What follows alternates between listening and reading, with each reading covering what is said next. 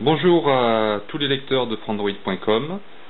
Après la présentation du Samsung Galaxy i7500, aujourd'hui présentation du HTC Hero qui est disponible en France depuis le 20 juillet à peu près. Il n'est pas fourni par des opérateurs pour le moment et on peut le trouver donc nu à des prix allant de 472 € jusqu'à 510 €. Donc nous allons commencer par le packaging de ce HTC Hero. J'ai été vraiment agréablement surpris par la qualité du packaging, les couleurs, la forme, etc. Donc en façade, une photo ici d'un HTC Brown, donc marron. Il existe aussi le HTC Hero en couleur blanc. Sur le côté, un ensemble des icônes représentant en fait les différentes applications qui sont disponibles donc en natif sur ce HTC qui a été entièrement customisé par HTC et qui n'est pas estampillé Google comme les HTC G1, G2 et le Galaxy Samsung.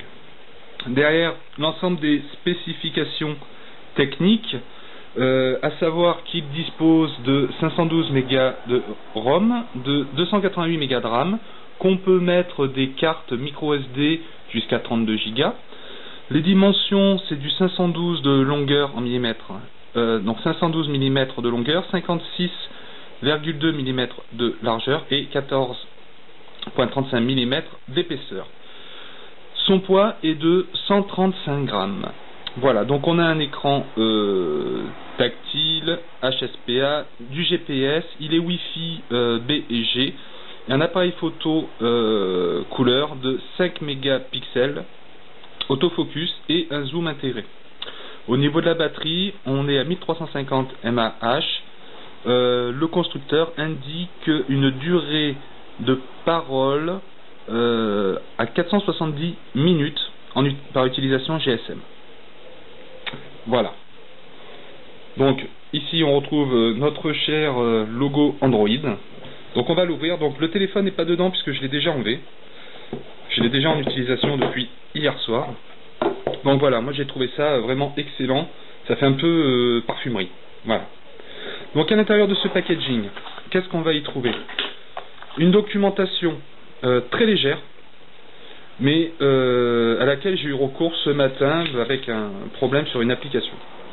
Voilà, on a de la garantie donc internationale, on a les accessoires, à savoir que ce sont les accessoires standard HTC et pas propres à ce nouveau matériel Hero.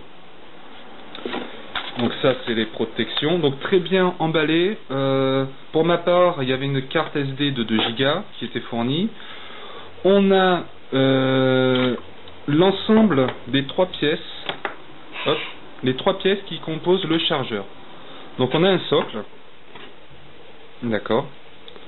On a le socle sur lequel vient se greffer l'adaptateur en 220, ici. Donc si je dis pas de bêtises, voilà, ça vient se clipser. Voilà, voilà. Et un câble USB avec la même fiche que sur le G1, G2, donc c'est du mini USB, donc connexion différente du Samsung qui est du micro USB.